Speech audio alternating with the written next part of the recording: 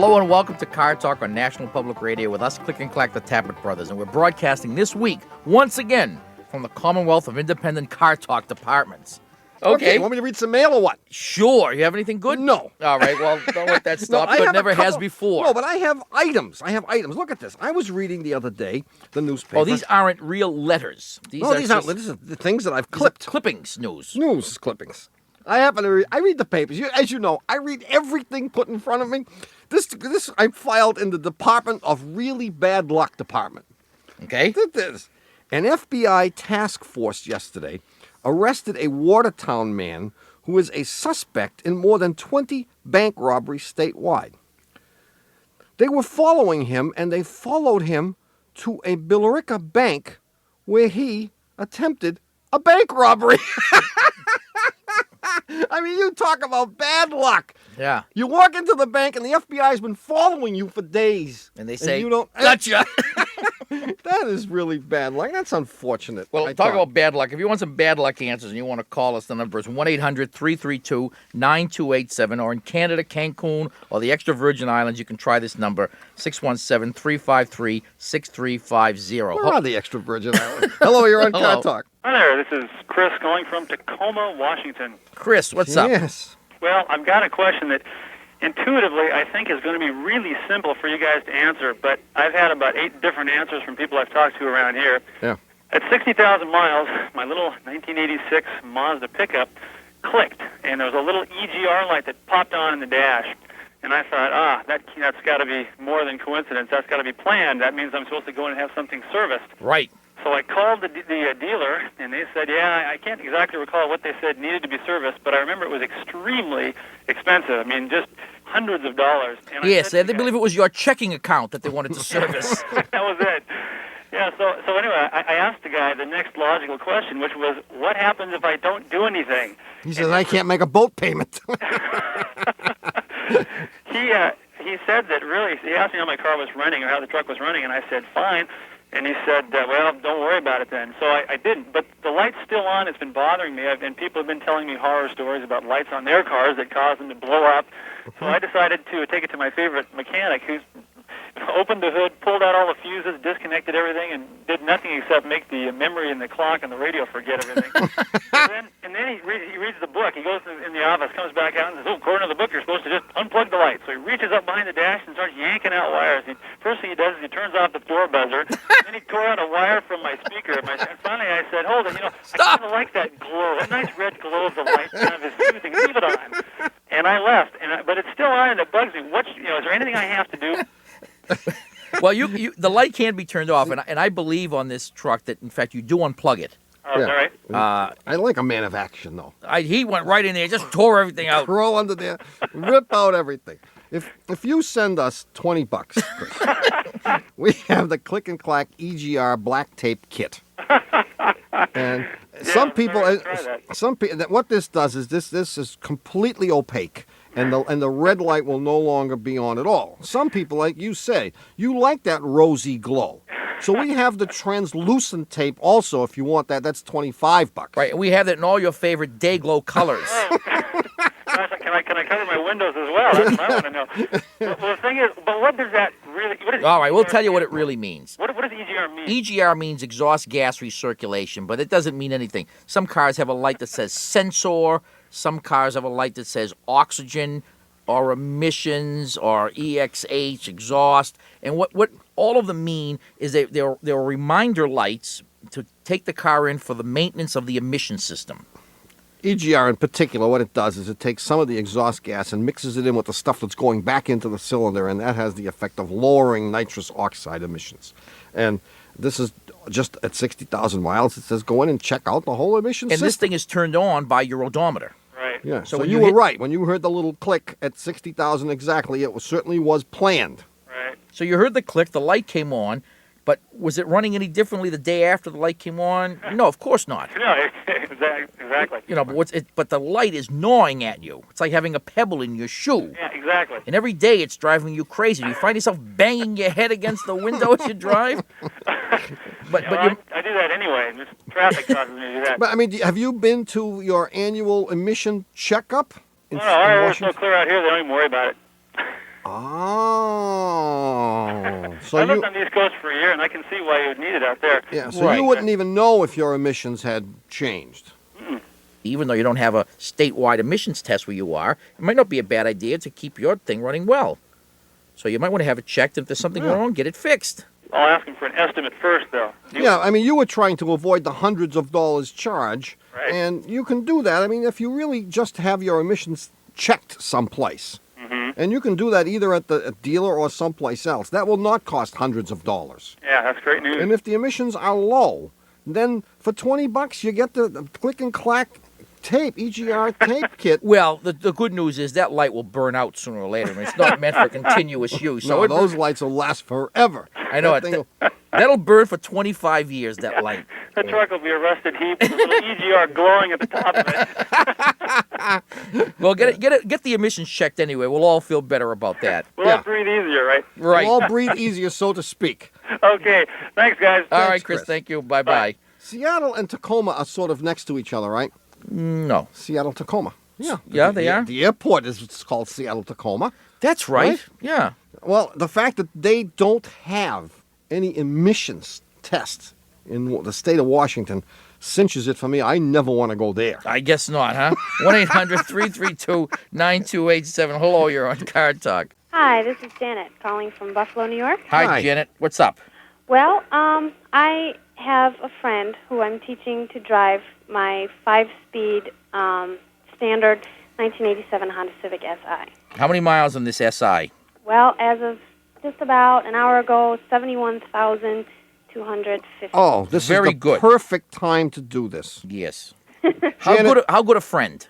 He's a very good friend. He's my boyfriend. Is he a $500 friend? Oh, he's a $500,000. Whoa! Absolutely perfect. He's a really good friend. That's Yeah, good. well, this will be a true test of your friendship and love for this guy if he burns your clutch out, which he's likely to do Oh, yeah. for a variety of reasons. Number one, he doesn't know how to drive stick shift. Right. That's why you're teaching him, I Yeah. assume. And number two, your mileage is such that I would suspect you're close to needing a clutch anyway. Well, I just bought the car in October, and there were 2 previous owners, and I don't know the history. I don't know if the clutch had been replaced before or not. Well, it probably hadn't been. I can guess that it hasn't been. Yeah. Okay. So I mean, this is good because there's no question he's gonna burn up the clutch, and you were gonna have to replace it anyway. I mean, does he know how to drive, Well, or he sort just of. doesn't know how to drive stick shift? He's 24, and he's just gotten his license. Oh, We've been together for so long. I've been driving him around. is he a little on the klutzy side? You could Does he say trip that. over things a lot, bump into walls? Does he have a pocket protector? Does he wear plaid pants? Yeah, he's a little bit klutzy. I mean, He is. he's got great intentions, really. Yeah. And he's real smart. He just doesn't quite get it. Yeah, the when it comes to coordination the isn't clutch. quite there. So how many months have you been working on teaching him how to drive your car? Several. Well, we'll get a clue here. How long did it take you to teach him how to walk? We're still working on We're that. still That's why working we're on teaching him how to drive. No, he's probably going to burn up the clutch, but as my brother says, it was due anyway, and it's a perfect time to do it. Well, what's it cost to replace Somewhere the clutch? between $400 and $500 or so. Yeah, that's why I asked if he was a $500 friend. It's cheaper in Buffalo. Yeah. Yeah. Well, Yeah, that's maybe it's good. cheaper. I don't know, but it's cheaper than it is here, perhaps. Well, so it's the clutch I have to worry about, though, not the transmission. Well, maybe that too. Well, I mean, it I don't depends, think I'd let him drive by himself. depends on how much of a klutz he is. But I mean, if he doesn't jam the shifter into gear when it's not supposed to go in, if you don't hear lots of grinding noises. There's not a lot of Yeah. grinding. I mean, typically what happens, as you know, if you can remember when you learned to drive a standard transmission, Yeah. the problems you have are just letting the clutch out at the right speed. Yeah, you there's know? a lot of lurching and stalling and So if you let it out too quickly, it lurches and it stalls. And if you try to overcome that, what you do is you end up giving it a lot of gas and letting the clutch out very slowly. And in fact, that's what wears it out. Well, the lurching and stalling does not wear the clutch out much at all. oh, It's when you're trying to not lurch and stall and you try to correct for it by letting the clutch out more slowly and giving it more gas, that's when you wear the clutch out. okay. So I should just let it out quickly. Let him lurch and stall. Lurching and stalling. is Lurching and better. stalling is okay. Oh, well, that's good to know. Was that your question? Yeah, that was my question. Yeah. Oh, Terrific. Glad to have helped. Thanks for your call, Jen. Thanks a lot. All righty. Okay. Good luck. Bye-bye. Bye-bye. Message comes from NPR sponsor eBay Motors. It doesn't matter if your car is brand new or a vintage rumbler. There's always room to make improvements to take it to the next level and make it feel a little more like you. But how do you know where to go to find the right parts to do that? Well, eBay Motors has all the right parts at the right prices. Well, what does that mean? Well, it means they have 122 million parts all at your disposal. So whatever you want to do to your car, you'll be able to find exactly what you need at ebaymotors.com. Let's ride. You know, this is normally the time of the show where I turn to my haggard, dutiful, respected, and sage older brother. Gently wake him. Tommy, wake up. Do you remember last week's puzzler? Well, actually, I do remember last week's puzzler. You do? And I'll bet you don't know the answer to it. Was last week's puzzler the one about the trucks? I do know the answer. See, well, I do remember it. It was the one about the chain dragging behind the truck. That's right. Is that it? That's right. Yeah, Anyway, you think I'm just sitting here bumbling around? well, I knew you weren't just another pretty face. Yeah. Well, here it is for those of you that don't remember or didn't hear it. Yeah. I remember when I was but a wee lad. Now, when Tom was but a wee lad, they were still using Conestoga wagons. But when I was but a wee lad, Convertibles. and we would go on Sunday drives, or on Monday drives, or whatever, in our fair city. I remember seeing large tanker trucks, those trucks carrying gasoline or other fuel oils of some kind. And they had signs in the back that said flammable or inflammable. Inflammable or some- Flammable and inflammable, he said. The contents of this vehicle are flammable and inflammable. and or slash. at right. the same time, simultaneously flammable and inflammable. And all these trucks, anyway, would have attached to their undercarriage some kind of a big, heavy chain or some conductive contraption. It may have been a strap that would drag along the ground. And this would throw off an accompanying shower of sparks. I always found it quite interesting, especially when they passed over railroad tracks. You'd get a big shower of sparks. And the noise Yeah. was great. And I said, wow, boy, there's going to be a reason for that, huh? And nowadays, you see these big trucks. Who drives those big trucks? You see these big trucks, but the chain is missing. Who stole those chains? That was the puzzle. There were two parts, as I remember. I remember this puzzler. There were two parts of the puzzler. Why did they drag the chain in the first place? And B, why don't they drag the chain in the second place? Right. Now, And you claim to know the answer? well, I can't claim authorship. No. I didn't know the answer to this. I had an answer. Yeah. But it was wrong. It was wrong. And I'm happy that I checked And I with somebody. think the answer you currently have is also going to be wrong. Well, we will find out. Evidently, the problem has nothing to do with when the vehicle is in motion. I thought that the chains were there, in fact, so that if the vehicle was struck by lightning or some other static charge, it would be built up while lightning the vehicle, rod. Zoom! while the vehicle, Right. whilst the vehicle was in motion. And that sort of That, makes in sense. fact, it would constantly be discharged through this ground, which like is if Captain Marvel came by and happened to right, hit it with the ray gun. the ray gun That shower of sparks would be directed harmlessly to the earth. terra firma. Right. Grounded, so to speak. Right, that's what you do to your kids when they won't That's take the right. garbage out. Right. However, that's wrong. That is wrong. The Yeah. problem lies in when the tanker is dispensing its load, when it's emptying the vehicle, that the flow of liquid, this flammable fluid, through the hose, actually will build up a charge then. And that's why the chain is there. It just happens to be... Because not true. I mean, the hoses are usually rubber or some such thing. But I guess when they get to the end where all the connections are, you got the flow of fluid going past metal, and it makes... I don't believe Well, this. I thought about this Why after doesn't this the- happen in your car? Because you don't... You deliver gas with your car? Don't you? No? No. Because it was flowing. I mean, why So aren't what you they building have up electricity now- when you're flowing, the gas is flowing from your gas tank to the engine? You are. That's what runs your headlights. You know that? Yeah, Can we get on with this? I don't like this. Is the show over yet? All So right. nowadays, what Are we they on have, the question hour or on the answer? I don't Just know. fill me in. We're still working on We're working this. Is on the the answer. answer. This is the answer. So nowadays, what they have in order to prevent this static buildup is they have a ground strap that goes from the truck. It's a wire now that they hook up when they put the nozzle into the receptacle that they're filling, like the underground tank or whatever, and that allows the thing to discharge. While the fluid is flowing, the static charge that builds up Why are you holding your nose? That is the Discharges. stinkiest answer I have ever heard. You may recall that I stated at the beginning of this that I do not claim right of authorship. Yeah. So, I mean, what you're saying is that the answer to part one was fluid flowing through the hose builds up static electricity, and this static electricity can, in fact, cause a spark which could ignite the, say, gasoline. Which Of course. That's part one. The vapors. And therefore, to prevent that, they drag the chain. That's why they did drag And the chain. part B- And they realized that the only time they needed the discharge capacity of the chain Was when they were, in were fact, what? unloading. Stopped. Stopped. So why drag the chain when you're in motion? And it took them 25 or 30 years to figure this out, so that now they still have a chain. 81 years. They still have the chain, but the chain is now connected to the nozzle. And so you just ground the nozzle, and that's enough to do it. Boy, if that doesn't sound like a crock, I don't know what does. Well, Fine. Anyway, Fine. If you want to go on radio and give that as the answer to that puzzler, you go right ahead. do we have a winner? The winner. We actually do, yeah. We'll move right on to a new puzzler soon enough, and this will be forgotten in a week or two. Okay, the winner is Bruce Bonar from Grand Junction, Colorado. And for his efforts, Bruce will get a copy of our mediocre book, Car Talk, which has been rated as one of 1992's top non-narcotic sleeping aids by the Cot and Hammock magazine. In the meantime, if you have a nice, easy question for us, the number is 1-800-332-9287. Hello, you're on Car Talk. Hi, this is Karen Albritton calling from San Antonio, Texas. Hi, Karen. San Antonio. Things dried out in San Antonio yet? No, we're still waiting around. You No are. kidding.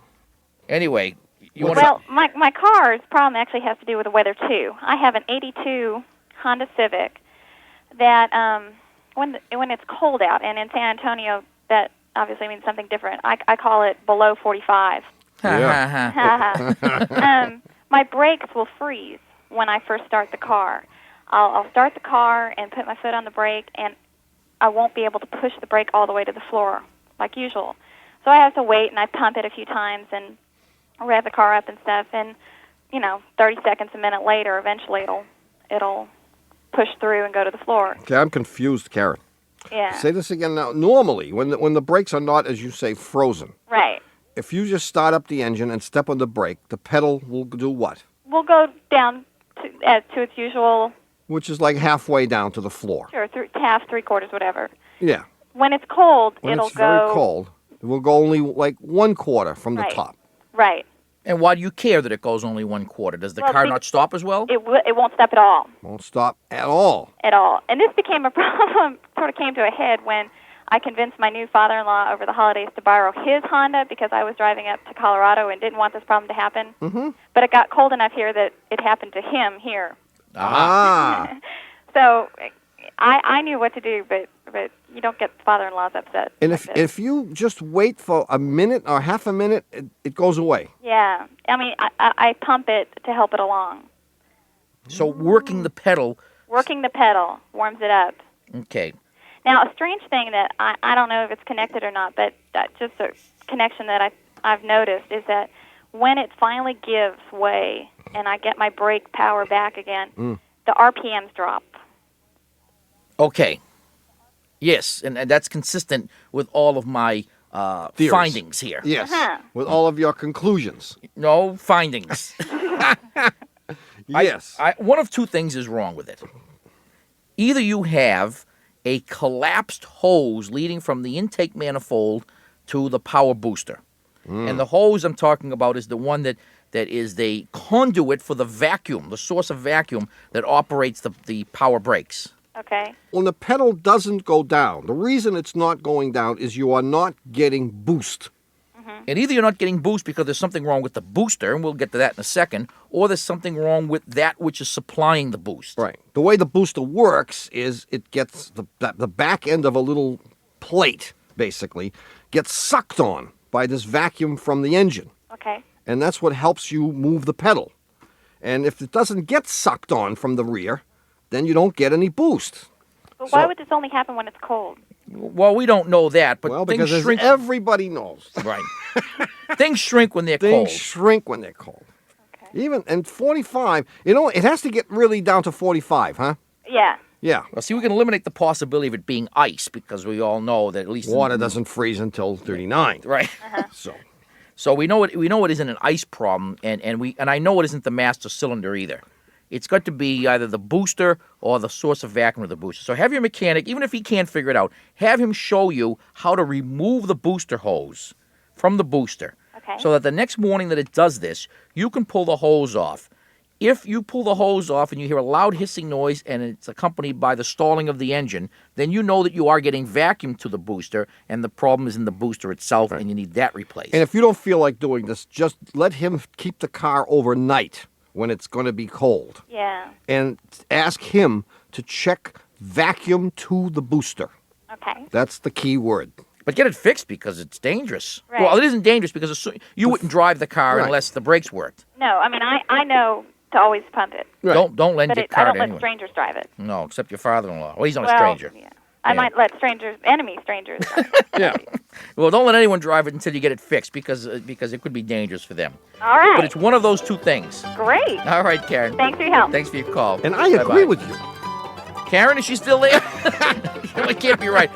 We'll be right back with more calls and the new puzzler after these messages.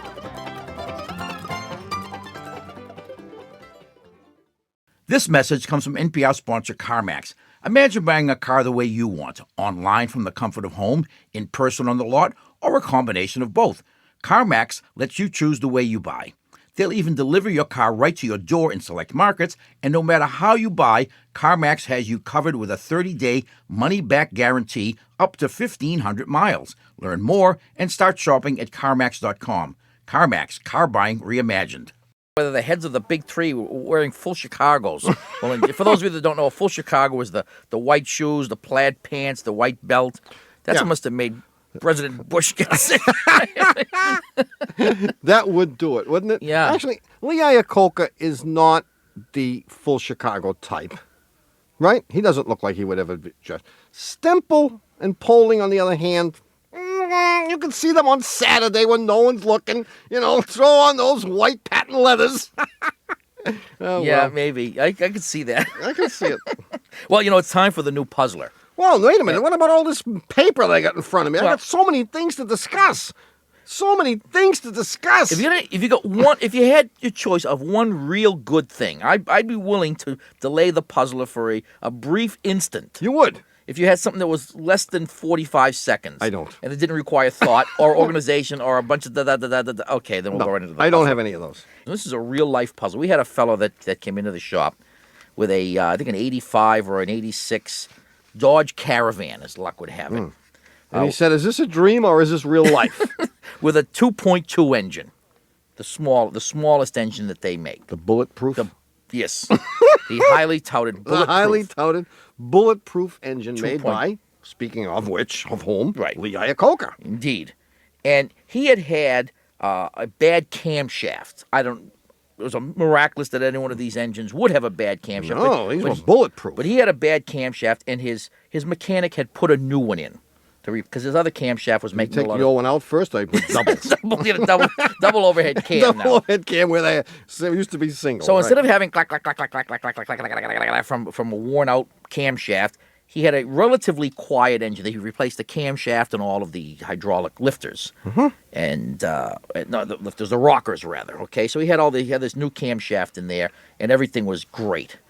Except that he had a little problem.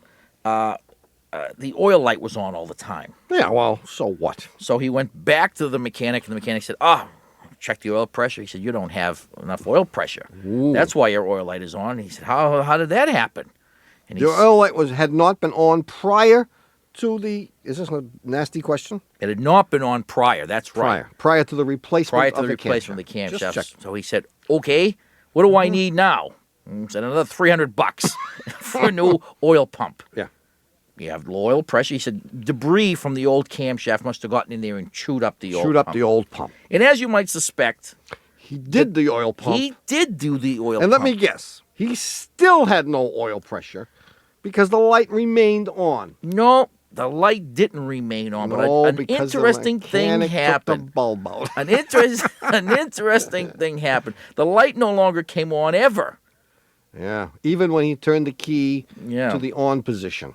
Yeah. But what he did notice is that the engine was racing all the time. Oh. So that's when he took the car to us. Oh, the court of last resort. We had the car for a month. we got the car, and we indeed verified that he had low oil pressure. Yeah. Still had low and oil that, pressure. in fact, but interestingly, the light was not on. well, the light was not on because it was unplugged. Oh. So we plugged it back in, and lo and behold, the light came on. Ooh. The question is, what's going on here? And the hint is, What's going on here? Extortion, embezzlement. What do you mean what's going on here? This is criminal. well, the truth is, there's nothing wrong with the rest of the motor. You might say, oh, the bearings are damaged, and that's, but I would have said that. no, sure. the engine is fine. The engine is fine. At least all those parts that could have been causing the bad oil pressure, like the oil pump. right, the oil pump and bad bearings and all that. No, all those things are indeed fine, but something went awry in this job. Something went awry. Yeah, and if you think this is Or a pumpernickel. I mean, anything. Sissel.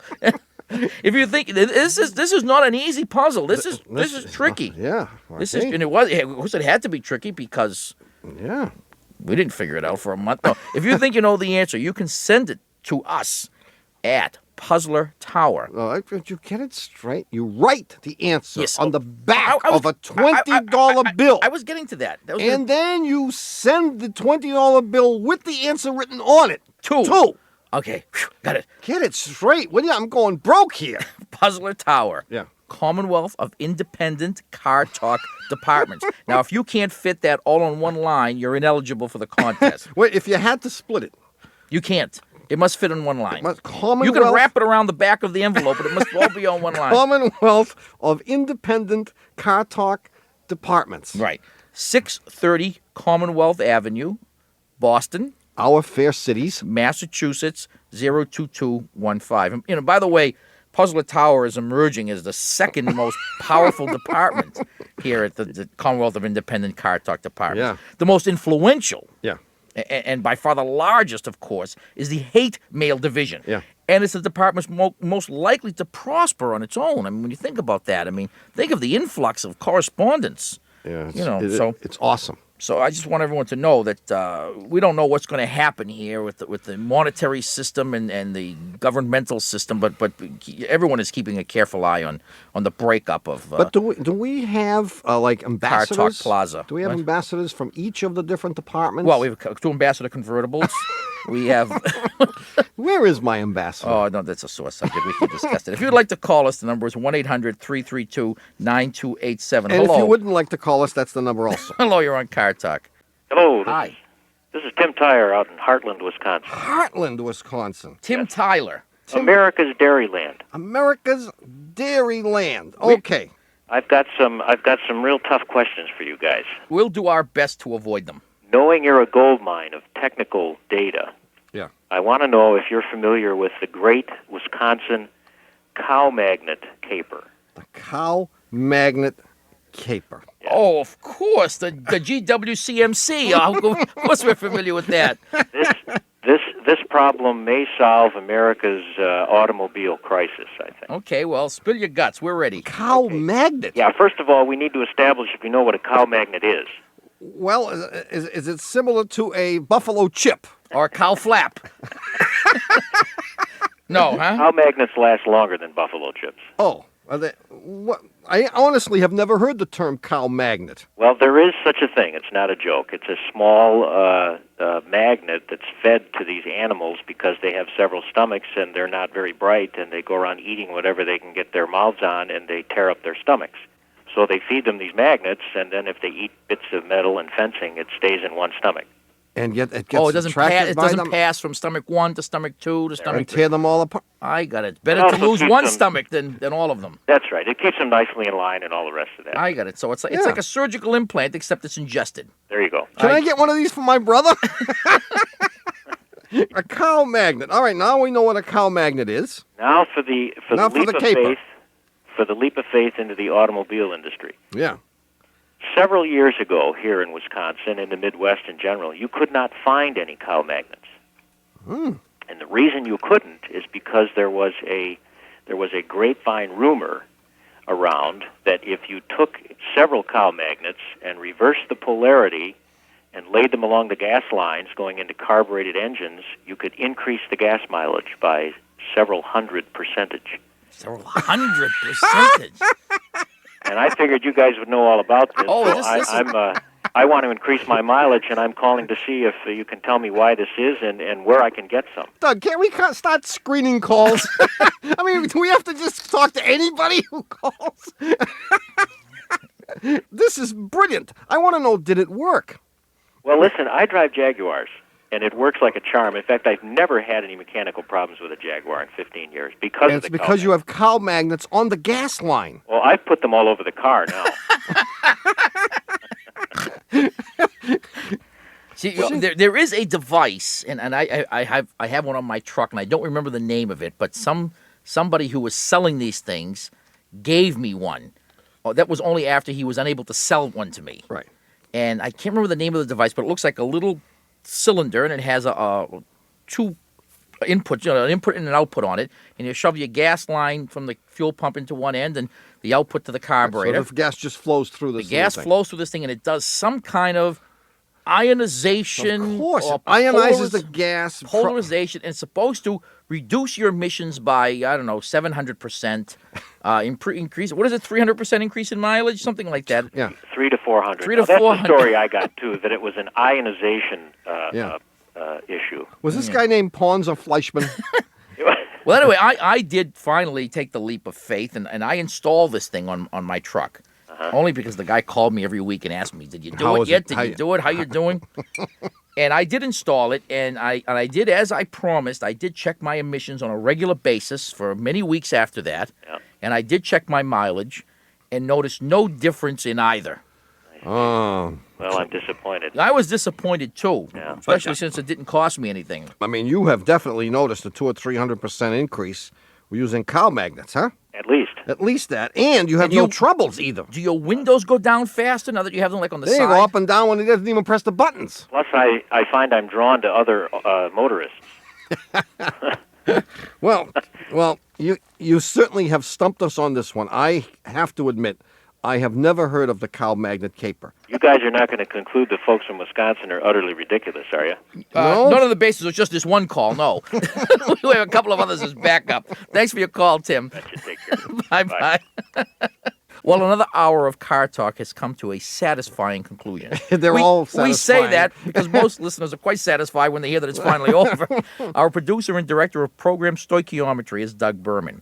Our assistant producer is Donald Wheelhouse Jennings.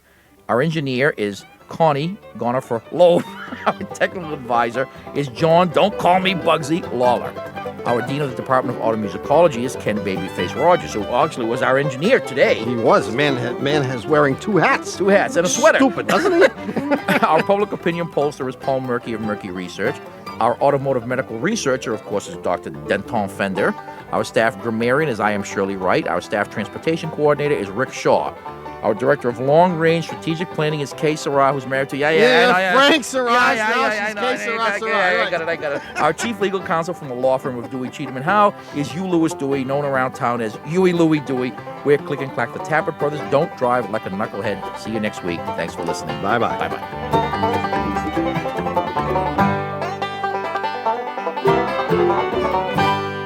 This is NPR, National Public Radio.